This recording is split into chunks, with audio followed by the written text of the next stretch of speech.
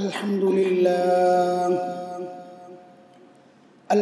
لله نحمده ونستعينه ونستغفره ونؤمن به ونتوكل عليه ونعوذ بالله من شرور أنفسنا ومن سيئات أعمالنا من يهده الله فلا مضل له ومن يضلله فلا هادي له وأشهد أن لا إله إلا الله وحده لا شريك له وأشهد أن سيدنا وسندنا وحبيبنا ومولانا محمدا عبده ورسوله اللهم صل على محمد وعلى محمد كما صليت على إبراهيم وعلى آل إبراهيم إنك حميد مجيد اللهم بارك على محمد وعلى آل محمد كما باركت على إبراهيم وعلى آل إبراهيم إنك حميد مجيد أما بعد فأعوذ بالله من الشيطان الرجيم بسم الله الرحمن الرحيم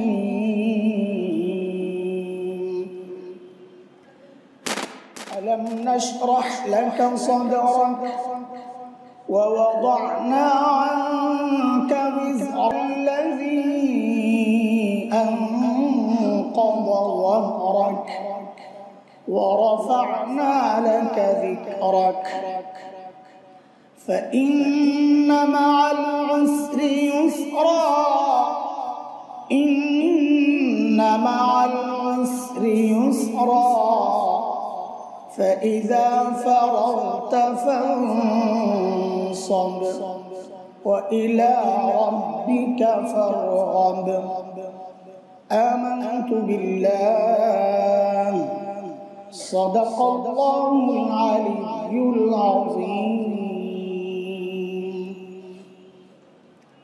محترم حاضرين গত কয়েক জুমআ থেকে নবী সাল্লাল্লাহু আলাইহি ওয়াসাল্লামের সিরাতের অংশ হিসেবে জীবনী আলোচনার অংশ হিসেবে তার উপর নবী সূরাগুলোর তাফসীর চলছিল।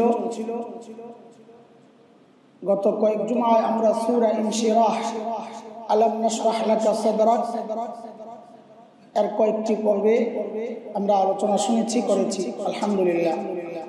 আজকে শেষ অংশ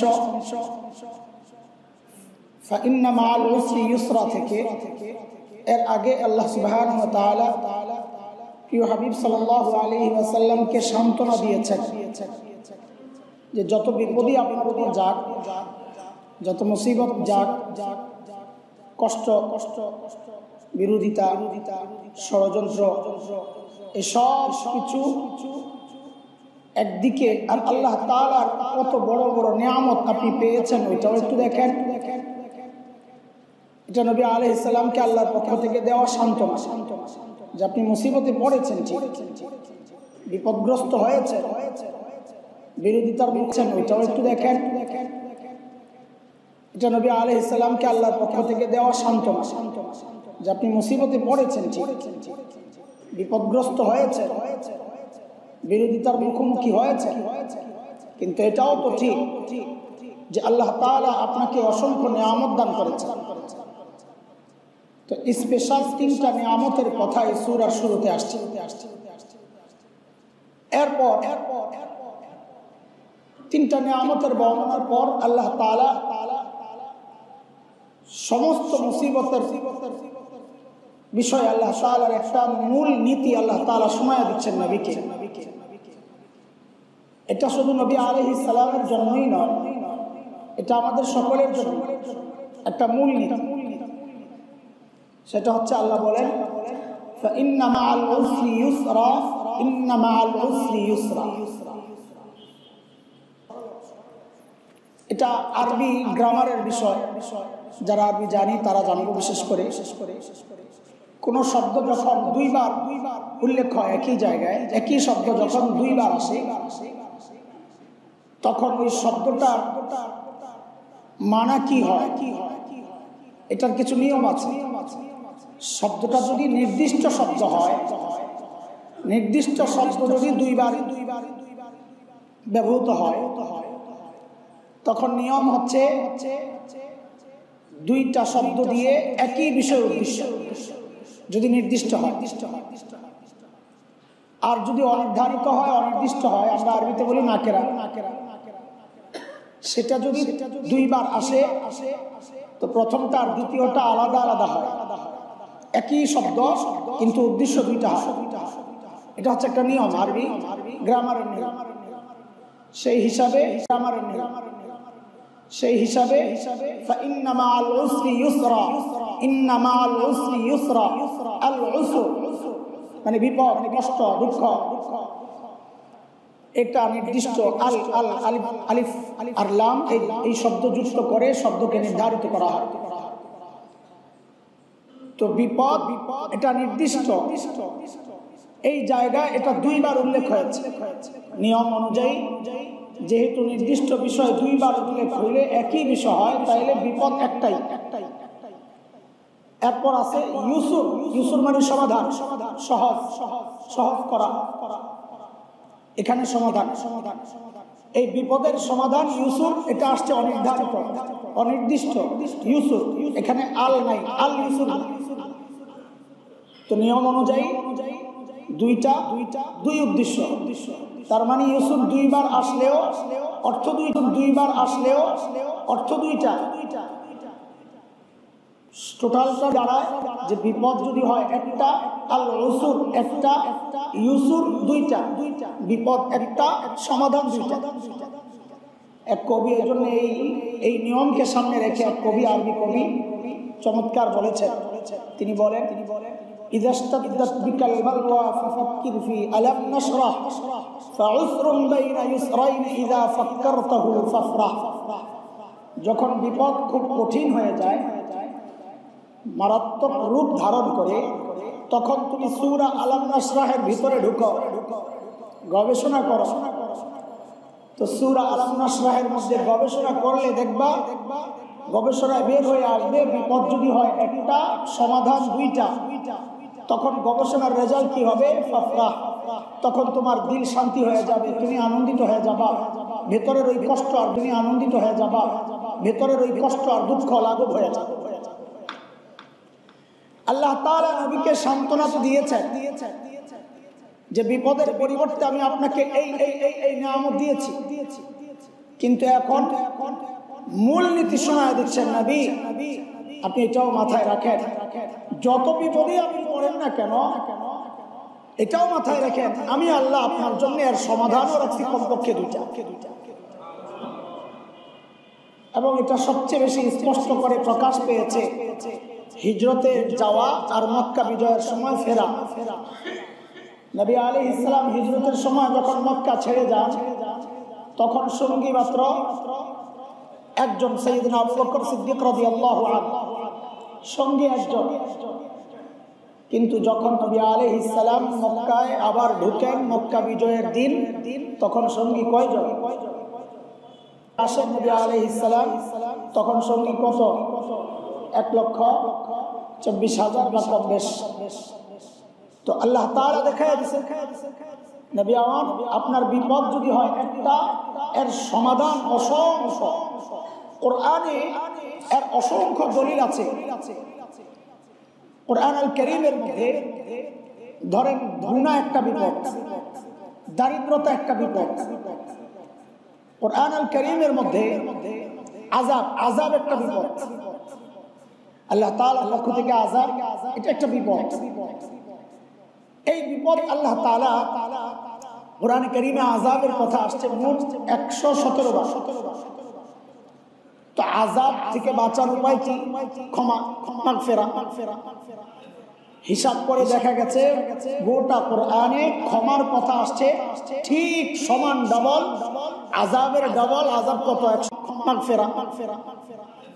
হিসাব করে দেখা গেছে গোটা কোরআনে ক্ষমার কথা আসছে ঠিক সমান ডবল, আযাবের ডবল। আযাব কত? 117।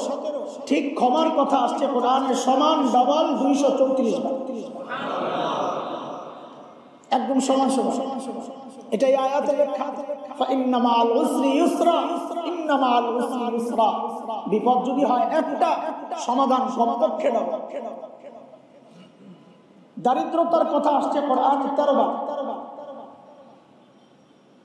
দারিদ্রতার উল্টাটা কি?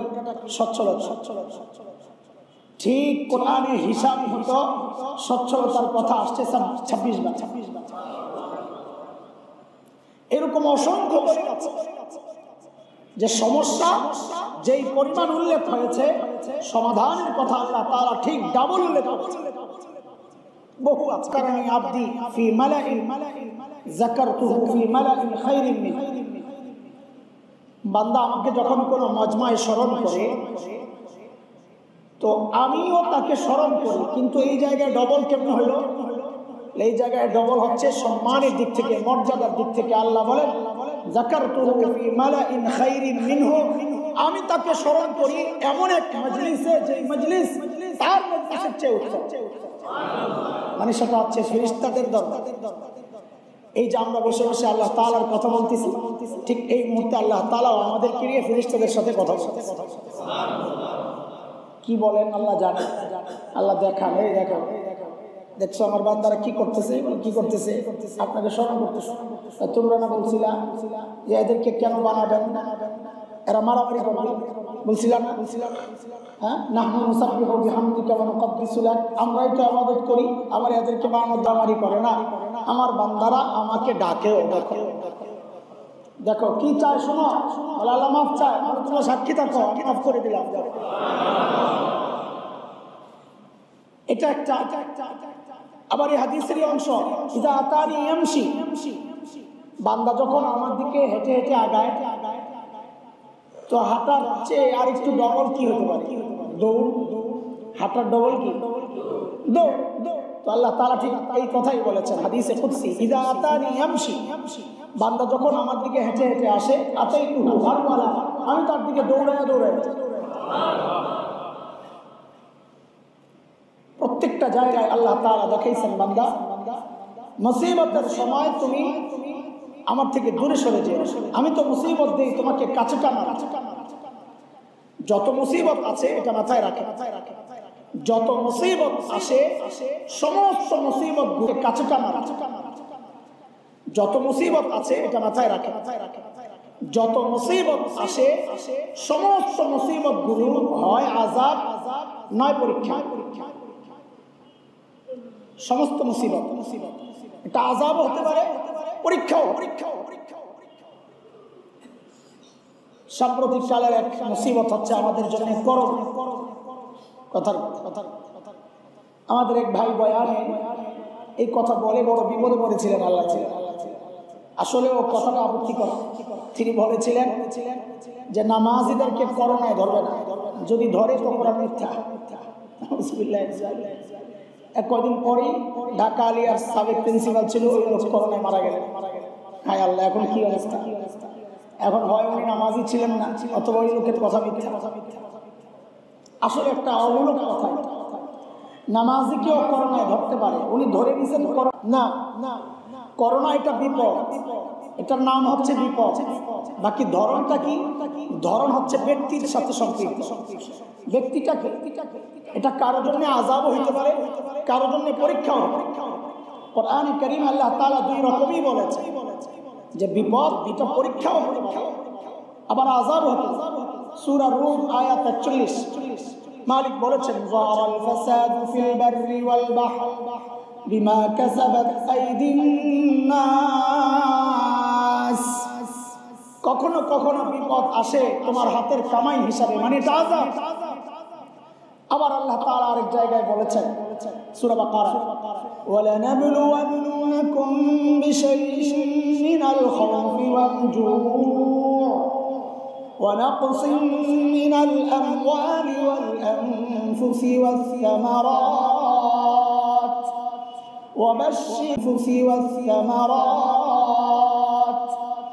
وبشر الصابرين।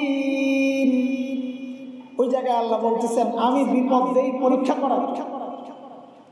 কখনো বিপদ আসে আযাব হিসেবে, আবার কখনো বিপদ আসে পরীক্ষা হিসেবে। সাইজ কেমন হয়, বিপদের সাইজ কেমন হয়? যদি বিপদটা আযাব হয় তো সাইজ অত বড়ই হবে, গুনার সাইজ যত বড়। বুঝে আসছে না কথা?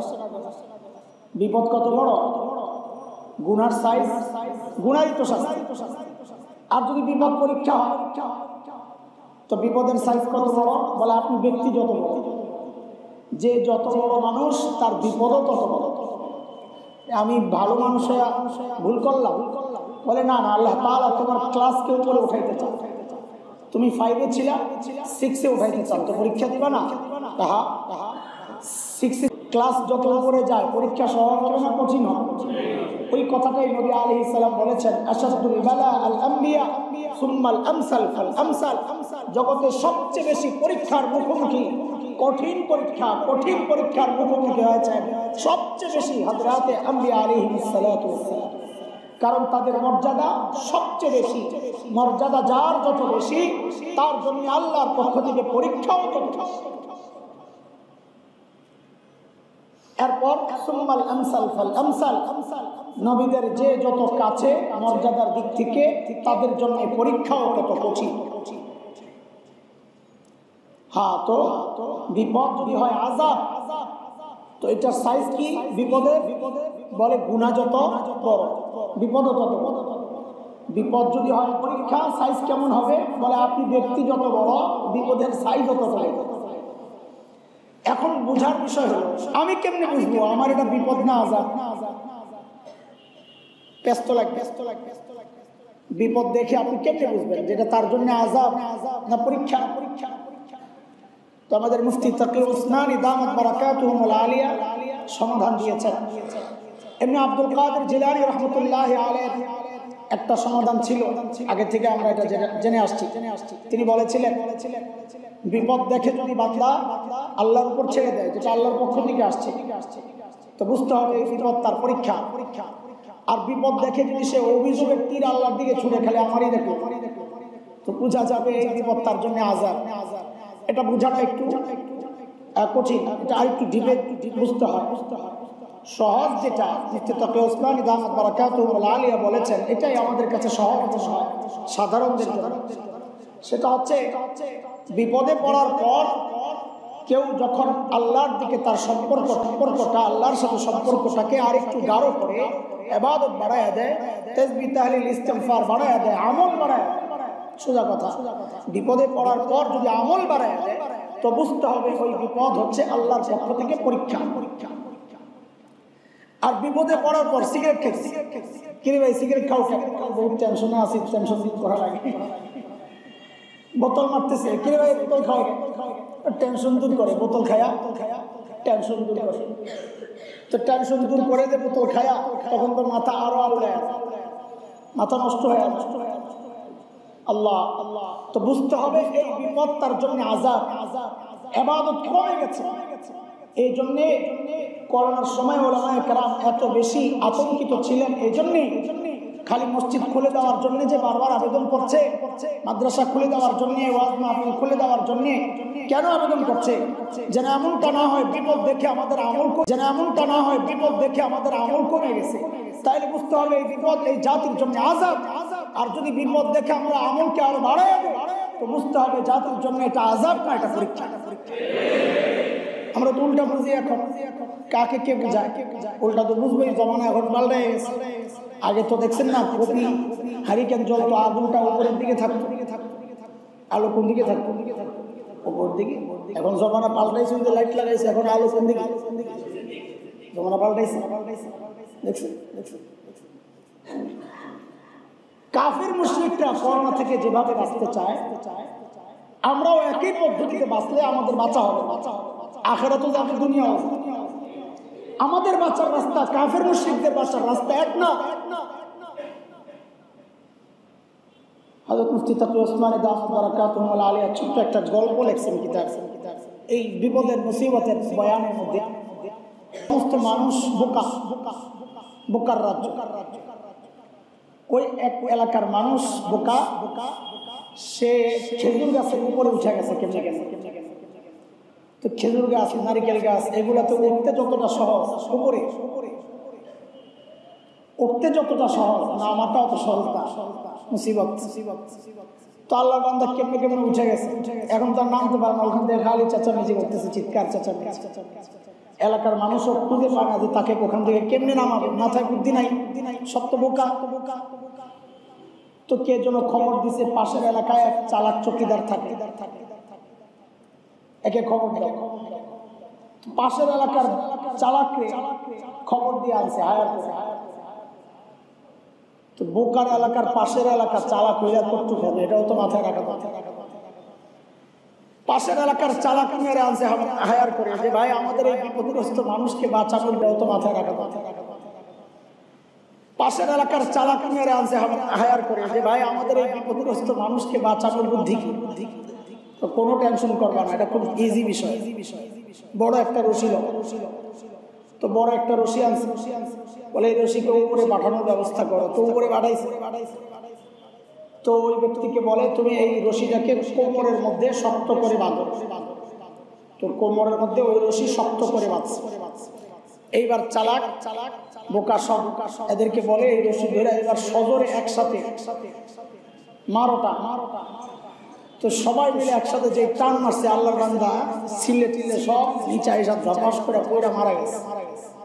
এবং সবাই ধরছে কল্লা কি এতক্ষণ উপরে ছিল, জীবিত ছিল, মনে একটা সান্ত্বনা ছিল, আশা ছিল যে বাঁচবে।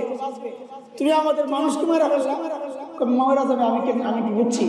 তো না বুঝলে এভাবে না, আমাদের পদ্ধতি, এরকম পদ্ধতি কিভাবে বলে আমাদের এলাকায় এক লোক কুয়ার মধ্যে পড়ে গেছিল, কুয়া গর্তের মধ্যে পড়ে গেছে।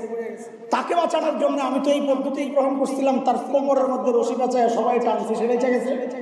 এখন আমি তো এখন একই পদ্ধতি প্রয়োগ করছি। তো মুফতি তাকি ওসমানী দামাত বারাকাতুহুল আলিয়া বলে, রে মানুষ, ইমানদারেরা তো উপরে আছে, তার বাঁচার পদ্ধতি একটা। মুশরিক, ইহুদি, নাসারা, ইসলাম বিদ্বেষী, আল্লাহদ্রোহী মানুষগুলো, তাদের বাঁচার রাস্তা একটা। তুমি যদি একই রাস্তায় নিজেকে বাঁচাইতে চাও, তো তোমার কবলে বাঁচা নাই, বরং এই শরীর ক্ষতবিক্ষত হয়ে মৃত্যু অবধান। আমাদের হালত হয়ে গেছে যে আমরা বাঁচার রাস্তা খুঁজি, ইহুদি নাসারারা বাঁচার যে রাস্তা খুঁজছে। অথচ আল্লাহ জানায়া দিয়েছেন, যদি আযাব মনে করো, তুমি পরীক্ষা মনে করলে তো তোমার জন্য এটা কিসমত, যে আল্লাহ তোমাকে পরীক্ষা নেওয়ার উপযুক্ত ভেবেছে। আমরা তো মাদ্রাসায় এমন হয় বোর্ড পরীক্ষা, অথচ আল্লাহ জানায়া দিয়েছেন, যদি আযাব মনে করো, তুমি পরীক্ষা মনে করলে তো তোমার জন্য এটা কিসমত, যে আল্লাহ তোমাকে পরীক্ষা নেওয়ার উপযুক্ত ভেবেছে।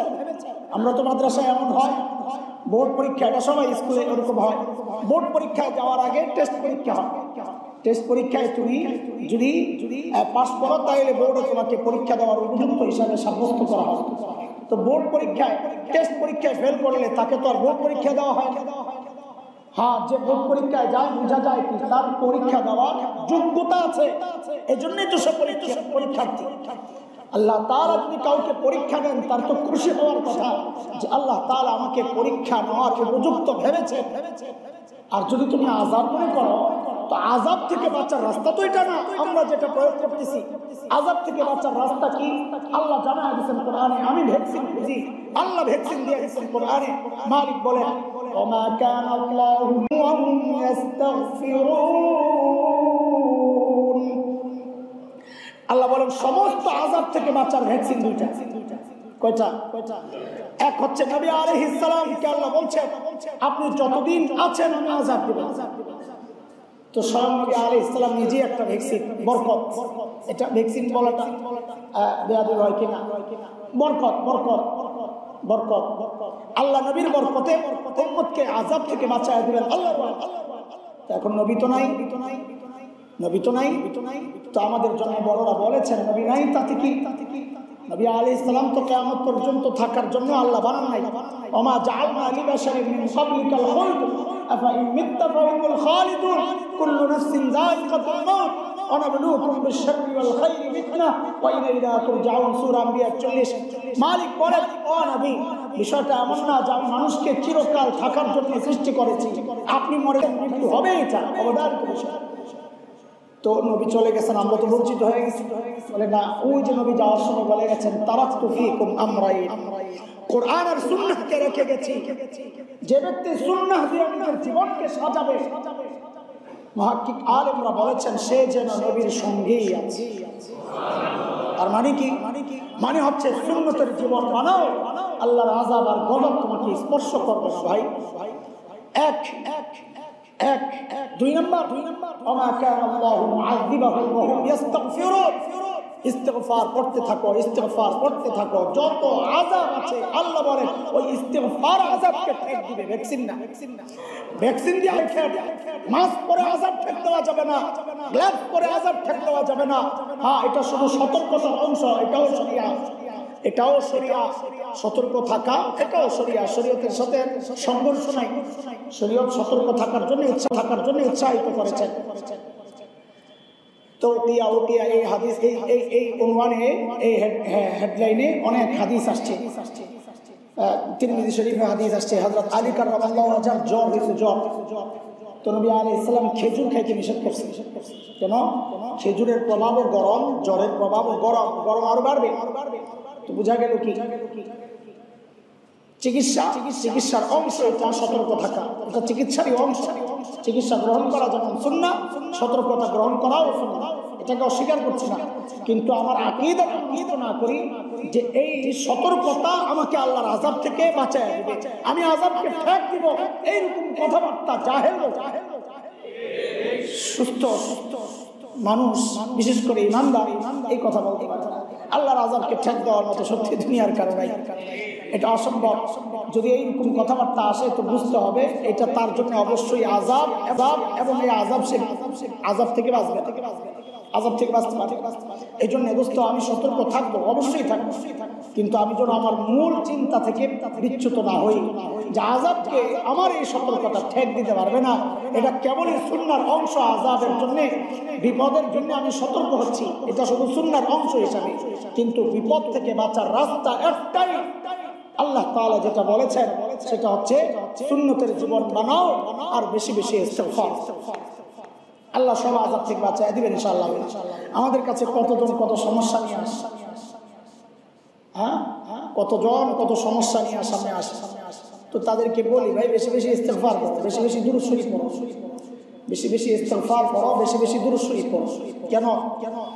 কারণ এর চেয়ে ভালো চিকিৎসা আমার কাছে নাই। ইস্তিগফার আর দুরূদ শরীফের চেয়ে ভালো চিকিৎসা আমাদের কাছে নাই। যত বিপদ আছে,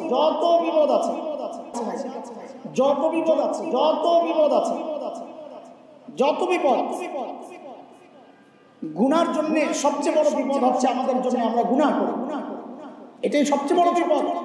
দুনিয়ার বিপদ আমার দুনিয়া বরবাদ করে, আর গুনার বিপদ আমার আখিরাত বরবাদ করে। তো কোন বিপদ বড়? গুনাহ, এটা সবচেয়ে বড় বিপদ। ওই বিপদকে পর্যন্ত ঠেক দেয় ইস্তিগফার। দুনিয়ার বিপদকে তো ঠেক দেয়, গুনার বিপদকেও ঠেক দেয় কে? ইস্তিগফার। নবী আলাইহিস সালাম বলেছেন, হযরত আগর মাযনী রাদিয়াল্লাহু তাআলা আনহু বলেন, নবী আলাইহিস সালাম বলেন, ইন্নাহু লা ইয়াগানু আলা কলবি হাত্তা আস্তাগফিরুল্লাহ কুল্লা ইয়াউম 100 মাররা আও কামা ক্বালা আলাইহিস সালাতু ওয়াস সালাম। আল্লাহর নবী বলেন, আকাশের মেঘ যেমন মাঝে মধ্যে উকি ঝুঁকি দেয়, ঠিক আমার দিলের মধ্যেও গুনার ইচ্ছা মাঝে মধ্যে উকি ঝুঁকি দেয়। তা আমার জন্য প্রতিদিন 100 বার ইস্তিগফার। তো ইস্তিগফার গুনাহ পরিষ্কারও করে, আবার ইস্তিগফার গুনাহকে ঠেক করে। এই জন্য দোস্ত মুহতারাম, সমস্ত বিপদ থেকে বাঁচার জন্য আমরা বেশি বেশি ইস্তিগফার করব। আল্লাহ তাআলা আমাকে আপনাকে বিপদে ফেলেন আমাকে দূরে ঠেলার জন্য, এটা আমার জন্য নিয়ামত। বিপদ কখনো যদি আযাব না হয়, বিপদ আযাব কখন বিপদ কখন পরীক্ষা, এটা বুঝাই আসছি। আপনি ধরে নেন এটা আপনার জন্য পরীক্ষা, তাইলে এটা নিয়ে ভেঙ্গে পড়ার কিছু নাই, ভেঙ্গে পড়বো না, বরং বিপদ দেখে ভাববো যে আমার মালিক আমাকে পরীক্ষার জন্য উপযুক্ত ভেবেছে। আল্লাহ আপনাকে দূরে ঠেলার জন্য বিপদে ফেলেন, কাছে টানার জন্য, সাময়িক ধাক্কা কাছে টানার জন্য। আমি ছোট্ট একটা উদাহরণ দিই, তাহলে বুঝি। আমার এই পিচ্ছির কথা আমি নানান ভাবে বুঝাই, কারণ ওই ঘরে এগুলা দেখি, দেখে আমি বাস্তব জীবনে মিলাই যে এই বিষয়টা তো এইটাই, বিষয়টা তো এইটাই। আমার ছোট্ট একটা মেয়ে, সবার ছোট যেটা, আরো ছোট ছিল, এখন তো 5-6 বছর হয়ে গেছে, 2.5-3 বছর ছিল। তখন তার সাথে আমার খেলাধুলা, ঘরে তার কেউ নাই, বড় ভাই বোন সব মাদ্রাসায়, ঘরে আমরা দুইজন, আমি থাকি না, তার খেলার সাথী নাই, অন্যদের সাথে মেশাও আমাদের জন্য একটু কঠিন, পরিবেশগত কারণ।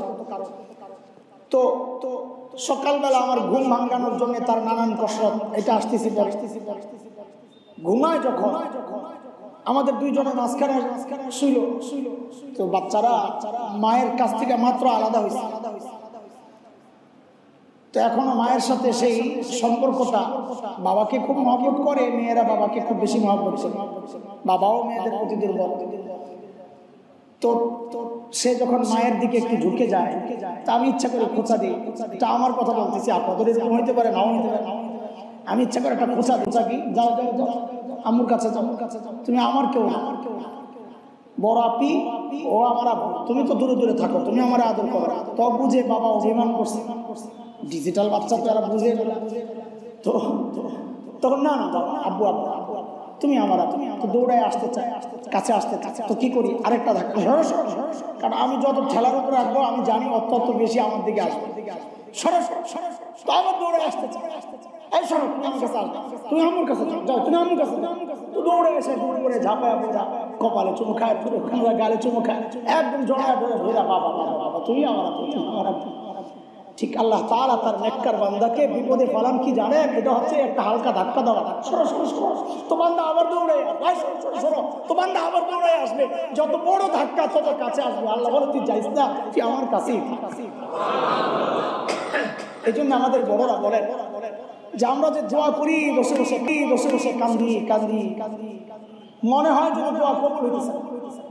অনেকে নিরাশ হয়ে যায়, এটা কুফরি। নিরাশ হয়ে যাওয়া এটা কুফরি, খবরদার কখনো নিরাশ হবে না। এই দোয়াগুলো একটাও মিস যাবে না ইনশাআল্লাহ, যদি বাধা না থাকে একটাও মিস যাবে না।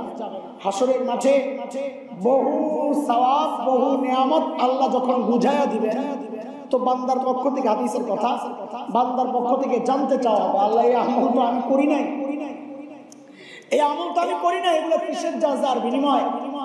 তো আল্লাহ আমার কাছে তুমি চাইছিলা, আমি তখন তোমাকে ওইটা দেওয়ার উপযুক্ত মনে করি নাই, এখন দিলা, এর চেয়ে ভালোটা দিলা।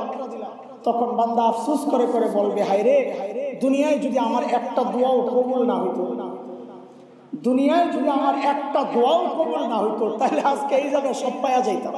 হ্যাঁ, এটাই তো আমাদের ঘরেও তো আমাদের এই কাহিনী হয়, বাচ্চা এমন জিনিস চায় যেটা তার জন্য উপযুক্ত, তখন বাবা মা কি করে, তার জন্য উপযুক্ত যেটা ওইটা এনে দেন। সেটা অনেক বেশি দামি হলেও সে তো একটা 1 টাকা দামের চকলেট চাইছে, একটা 2 টাকা দামের চুইংগাম চাইছে, একটা ফলও চাইছে, এগুলো কয় টাকা দাম? বাবা তো দেয় না এগুলো।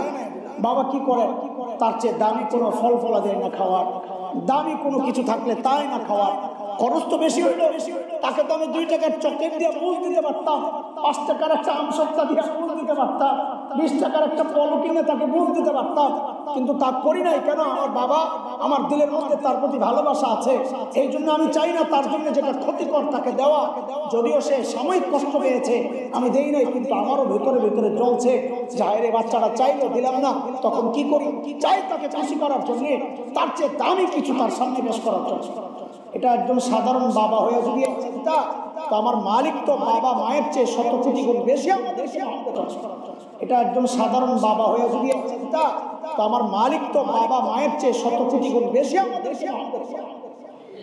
তো মালিক আমার দোয়াকে ফেরত দিবেন, এটা কি করে চিন্তায় আসে? বরং আমার মালিক আমাকে সময় মতো তার চেয়ে অনেক বেশি বুঝাইয়া দিবেন ইনশাআল্লাহ। যে কথাটা বলতেছিলাম, দোয়া কবুল না হওয়ার আরো একটা কারণ আছে। দোয়া তো হবে, তাই এই তো যাবে, নগদ কেন দেন না? এক কারণ তো এটা আমার জন্য উপযুক্ত না, আল্লাহ আমাকে পছন্দ করে, আমি যা চাচ্ছি আল্লাহ বুঝতেছেন যে এটা আমার জন্য উপযুক্ত না, তো আল্লাহ তাআলা আমাকে এটা না দিয়ে দামিটা দিবেন। এক তো কারণ এটা, আরেকটা কারণ হচ্ছে পরে দিবেন, কিন্তু দিচ্ছেন না কেন? আমার জন্য উপযুক্ত না ভেবে, এটা না, আমার জন্য উপযুক্ত এটা, কিন্তু দিচ্ছেন না কেন? আমি যে কান্নাকাটি করতেছি, দিচ্ছেন না কেন? তো এটাও একটা উদাহরণ দিয়ে বুঝেন। আমি এই উদাহরণ আগেও দিছি, আবার আপনাদেরকে মনে করার জন্য দিয়ে ওই পিচ্ছি সকালবেলা একাকিত্ব আমল করে শুয়ে পড়ি, তো সে যখন উঠে তখন আমি ঘুমে। এখন তো তার জন্য এটা বড় বিব্রতকর, কারণ মার কাছেও যাইতে পারছে না, মা নাস্তা তৈরি করে, তো ওই সময় বিরক্ত পড়লে তো থাপ্পড় খাবে। হ্যাঁ, তো কি করে? আমাকে জাগানোর কসরত করে। তো ডিজিটাল বলা পাই তো এক সময় কানের মধ্যে কাপড় ঢুকায়, তো এই নাকের মধ্যে কাপড় ঢুকায়, তো দেখে যে উঠলে আমি খুব রাগারাগি করি, তো সিস্টেম পাল্টাইছে। সিস্টেম পাল্টায় কি করে যায়, আমাকে আদর করে, নাকের সাথে নাক ঘষে, চুমু খায়, তো আমার ঘুম ভাঙে। কিন্তু আমি তাকাইতাম না, কেউ সময় ঘটনা শোনাইতেছি, তাকাইতাম না, ইচ্ছা করে চোখ মুখ দাঁত মাত খিচে একদম চোখ মুখ বন্ধ করে একদম ঘুমের বান মাঝে মাঝে 1-2টা নাক টান দিতাম, যেন সে বুঝে আমি পুরা ঘুম। তো পুরা কতক্ষণ নাকের মধ্যে ঘষে, চুমু খায়, আদর করে, আমি তো উঠি না। কেন? কারণ আমি জানি উঠে গেলেই তো যাবে, এটা তো বড় মজা লাগতেছে। সে যে আদর করতেছে আমার তো বড় মজা লাগতেছে, আমি যদি লাগতেছে, সে যে আদর করতেছে আমার তো বড় মজা লাগতেছে, আমি যদি এখন তাকাই তো সে যাবে না, এরপর সারাদিন বলবো আমি কোনো আদর আর আমাকে করবে না। ঠিক আল্লাহ তাআলার কাছে বান্দা যখন কান্নাকাটি করে, আল্লাহ সাথে সাথে জবাব দেন না কেন? আল্লাহ বলে, তুই যা করতেছিস আমার বড় ভালো লাগতেছে, দোয়া কবুল করলেই তো যাবে, দোয়া কবুল করলেই তো বান্দা সরে যাবে, আর এমন করবে না। স্বার্থ উদ্ধার হয়ে গেলে তো আমরা দৌড় মারি, তো আল্লাহ চান না। আল্লাহ বলে, তুই আমার কাছে থাক, পরে থাক। এরে দোস্ত, এই কথাটাই আল্লাহ পরবর্তী 2 আয়াতে বলেছেন। এই কথাটা আমি এতক্ষণ যা বুঝাইলাম আপনাদেরকে, ঠিক এই কথাটাই আল্লাহ পরবর্তী 2 আয়াতে বলেছেন কি, ফাইযা ফারাগতা ফানসাব ওয়া ইলা রাব্বিকা ফারগাব, ফাইযা ফারাগতা ফানসাব ওয়া ইলা রাব্বিকা ফারগাব। বিপদে পড়া দূরে সরে যায় না, সমাধান আছে। রাত যত গভীর হয় দিন তত কাছে রয়। বিপদে বন্ধু কিসের ভয়, বিপদে বন্ধু কিসের ভয়? রাত গভীর হবে, যত গভীর হবে তোমার জন্য আসার আলো আরো বেশি। সেটা হচ্ছে কেন? কারণ দিন তো তত কাছে আসতেছে। রাত দেখে ঘাবড়ে যেও না, রাত যত গভীর হবে দিন তত কাছে হবে। বিপদ যতই আসুক তুমি আশায় থাকবা যে আমার মালিকের পক্ষ থেকে অবশ্যই এর সমাধান আসবে। আসবে যে যতটুকু বিপদে পড়ছি ততটুকু না, তার চেয়ে অনেক বেশি সমাধান, তার চেয়ে অনেক বেশি সমাধানের। আর একটা চমৎকার কথা আপনাদেরকে একটু শোনাই। আমার তো ভিতরে খালি খসখস করে এটা বলি ওইটা বলি, কিন্তু ওই যে ঘড়ির দিকে তাকাই, ঘড়ি আমার বলে থাপ্পড় মারো। সংক্ষেপ করবেটা, এত কথা মানুষকে শোনা দরকার কি? হ্যাঁ, অনেকে জানি আমরা, আপনারা অনেকে বিরক্তিও আসে যে হুজুর আমরে পাইলে আর ছাড়তে চায় না। আসলেই ঠিক, আপনি যেটা ভাবতেছেন যে আমাদেরকে পাইলে ছাড়তে চায় না, আসলেই ঠিক, আপনার চিন্তাটাই ঠিক। পাইলে কেন ছাড়বে বলে, এটাই তো কথা। খালি চিন্তা করে এগো তো কাম কাজ নাই, আমাকে তো শুক্রবারে কত কাম কাজ। ও ভাই, আপনার কাছে নিবেদন, এই শুক্রবারটাকে আপনি কেন আপনার বিয়ের প্রোগ্রামের জন্য ঠিক করেন? হ্যাঁ, শুক্রবারটাকে কেন আপনি আপনার অনুষ্ঠানের জন্য নির্ধারণ করলেন? আর আইসা বিরক্তি প্রকাশ করেন যে লম্বা বয়ান হচ্ছে, আমাদের কাম কাজ নাই। কাম কাজ তো শুক্রবার একটাই হওয়া দরকার ছিল, যে মসজিদে আসছি তো আসছি, না ছাড়লে যাবো না, আজকে খাওয়া নাই পড়ে থাকবো। দিন তো একটাই, আল্লাহ সপ্তাহে একটা দিন আপনার কাছে চাইছে যে একটু লম্বা সময় দেন, একটু মসজিদে আসেন, আগে আগে আসেন। হ্যাঁ, এইটা ভালো লাগে না। কখন আগে আসবে, কত তাড়াতাড়ি সবার আগে যাবে, আসবে পরে যাবে, এটা তো মুনাফিকের লক্ষণ ভাই, এটা তো মুনাফিকের লক্ষণ। আমি চাই না আপনারা মুনাফিক হয়ে মসজিদ থেকে যান, জোর করে হইলেও আপনার মুমিন বানায় ছাড়বো। শুনেন, রাগ করেন না, রাগ করে করবেন কি? আমার কাজই তো এটা, আমার কাজই তো এটা, আপনাকে করতে হবে। আমার তো কাজই এটা, আমি ডাক্তার, আমি সার্জারি করাই আমার কাজ। সার্জনের কাজ কি? আপনাকে আদর করা। সার্জনের কাজ কি? আপনার হালুয়া দেওয়া। হ্যাঁ, হালুয়া দিতে যখন দেওয়ার সময় হয় তখন হালুয়া দিব, সমস্যা নাই। সর্বরক্ত এখন দূর আছে, আপনি এত ডরায় না। লা হাওলা ওয়ালা কুওয়াতা ইল্লা বিল্লাহিল আলিয়্যিল আযীম। বান্দা যখন তওবা করে, খেয়াল করে, বিপদ, গুনাহ একটা বিপদ না? আগে বললাম গুনাহ একটা বিপদ। এখন সে বিপদ থেকে বাঁচতে চাচ্ছে, বিপদ থেকে বাঁচতে চাচ্ছে। তো বিপদ থেকে বাঁচার উপায় কি? তওবা করা, ইস্তিগফার করা। আল্লাহ গুনাহ করে ফেলছি, গুনাহ করে ফেলছি, এক বিপদে পড়ে গেছি, আমাকে বাঁচাও, আল্লাহ মাফ করে দাও। তখন সে বাঁচতে চাচ্ছে, তো আল্লাহ তাআলা বলেন যে আমি মাফ করেই দিব, জানি মাফ, মাফ চাইছে, মাফ। এখন একটা সূক্ষ্ম বিষয় খেয়াল করে, তা আমি তো মাফ চাইলাম, আল্লাহ মাফ করলেন, তো সমান সমান না হলো?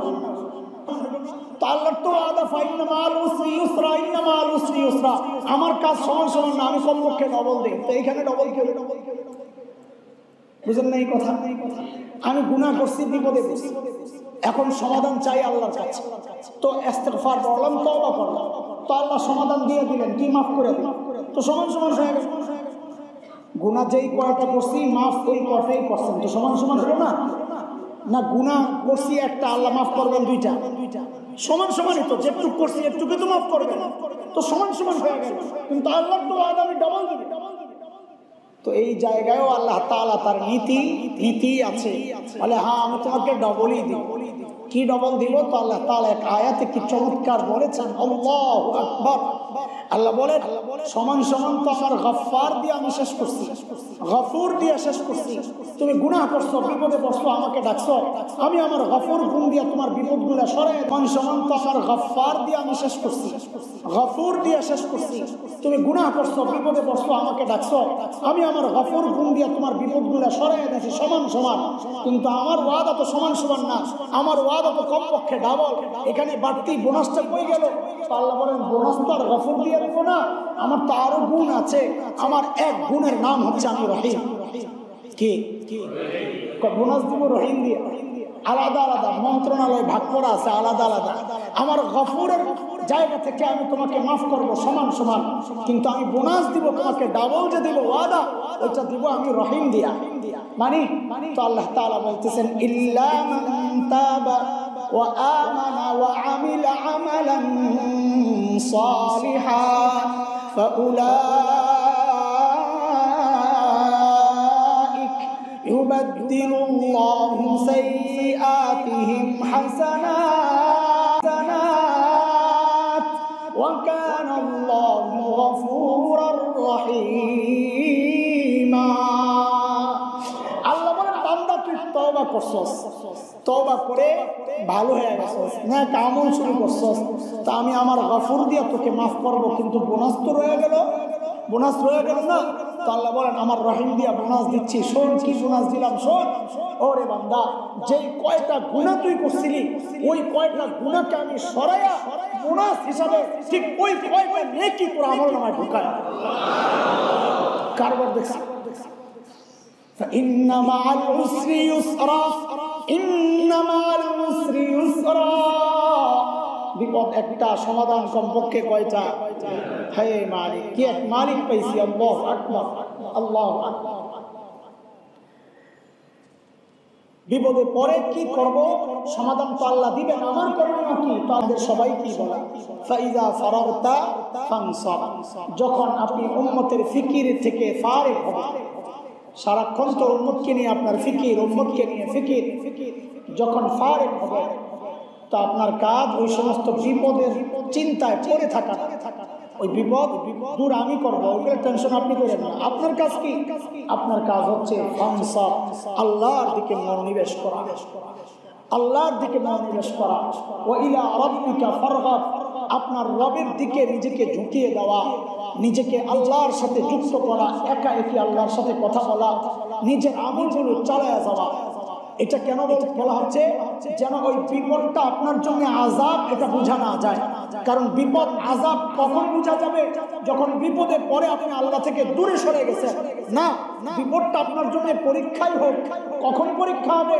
ফারগাব ফানসাব, আপনি যখন বিপদে পড়ার পরেও আল্লাহকে, না, বিপদটা আপনার জন্য পরীক্ষাই হোক। কখন পরীক্ষা হবে? ফারগাব ফানসাব, আপনি যখন বিপদে পড়ার পরেও আল্লাহকে ভুলেন নাই, আল্লাহ থেকে দূরে সরেন নাই, বরং আল্লাহর সাথে একান্ত যোগাযোগ রক্ষা করেছেন, তাইলে বোঝা যাবে ওই বিপদ আপনার জন্য পরীক্ষা, আযাব না। যেহেতু পরীক্ষা, সমাধানও আমি দিব, আপনি ফিকির করে এর দোস্ত তারা। এই জন্য যে কোনো বিপদের সময় আমাদের করণীয় কি? করণীয়, প্রথম করণীয় তো সবর করা। সবর করা, সবর মানে আল্লাহর বিরুদ্ধে কোনো অভিযোগের তীর না ছোড়া, হতাশা ব্যক্ত না করা, হাই হতাশ না করা, চিৎকার চেঁচামেচি না করা, কাপড় চোপড় না ছেঁড়া, হ্যাঁ, কারো বিরুদ্ধে অভিযোগ দায়ের না করা, এগুলো হচ্ছে সব সবরের অংশ।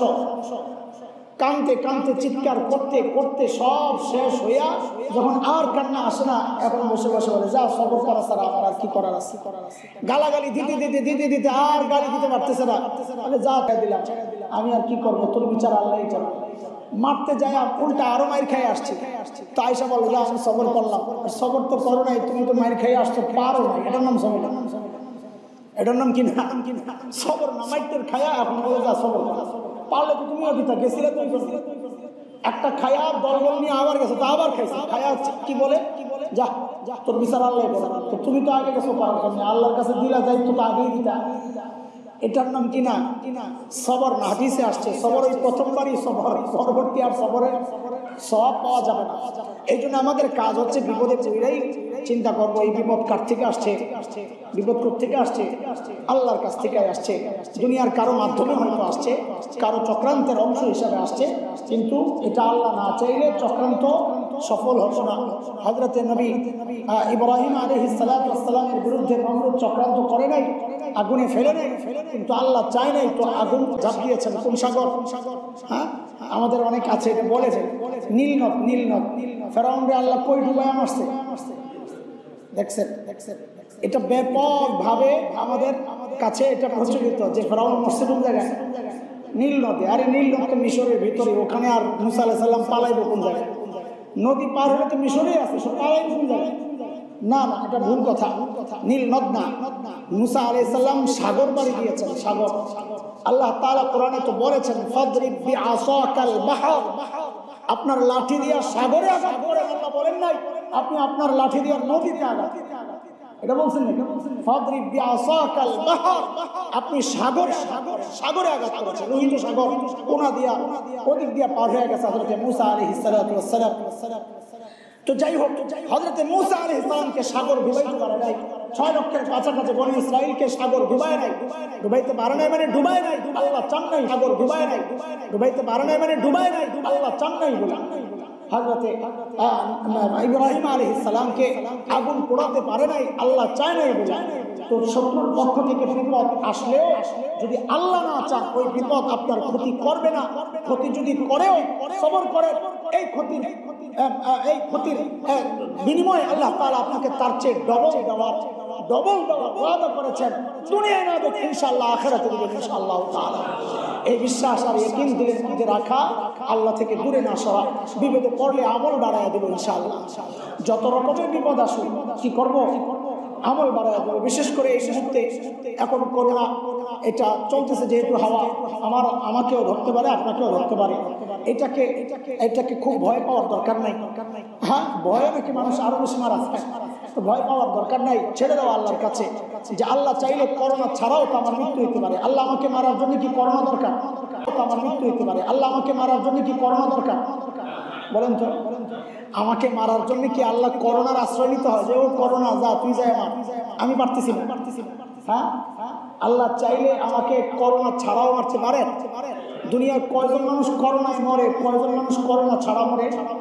যায়া ওই বিশ্বাস না হইলে আজিমপুর গেটের মধ্যে যায় একদিন বসে থেকে যেই কয়টা লাশ ঢুকে জিজ্ঞেস করবেন করোনা না সাধারণ, তো হিসাব মিলাইবেন দেখবেন 2%ও না, 1%ও না। যা আসতেছে করোনার মৃত্যু 1%ও না। তো সারাদিন যে মরতেছে 99% অন্য কারণে, ওই জায়গায় আপনার টেনশন নাই যে ওই অন্য কারণে তো আমি মরতে পারি, করোনা তো কম।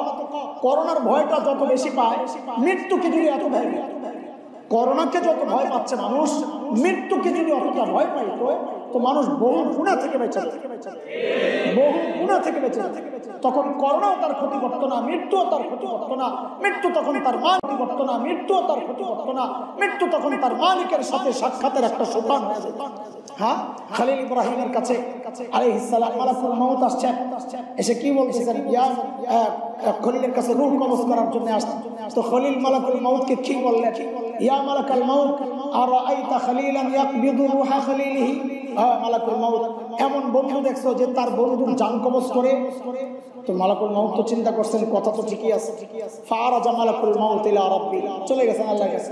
যা বলে আল্লাহ আপনার দোস্ততেই কথা বলে, কোন দোস্ত কি তার দোস্তের জান কবজ করে? তো আল্লাহ তাআলা মালাকুল মউতকে শিখায়া দিয়েছেন, কুল্লা, আমার দোস্তকে যায় বলো, আরাআইতা খলিলান ইয়াকরাহু লিকা খলিলিহি, আপনি কি এমন কোন বন্ধু দেখছেন যে তার বন্ধুর সাথে সাক্ষাৎ করাকে অপছন্দ করে? খলিলকে সর্বনাশ, ইয়া মালাকাল মউত ইকবিজ রূহি আসা, আমার জান তুমি এখনই কবজ করো, আমি আমার বন্ধুর সাথে সাক্ষাৎ করতে চাই।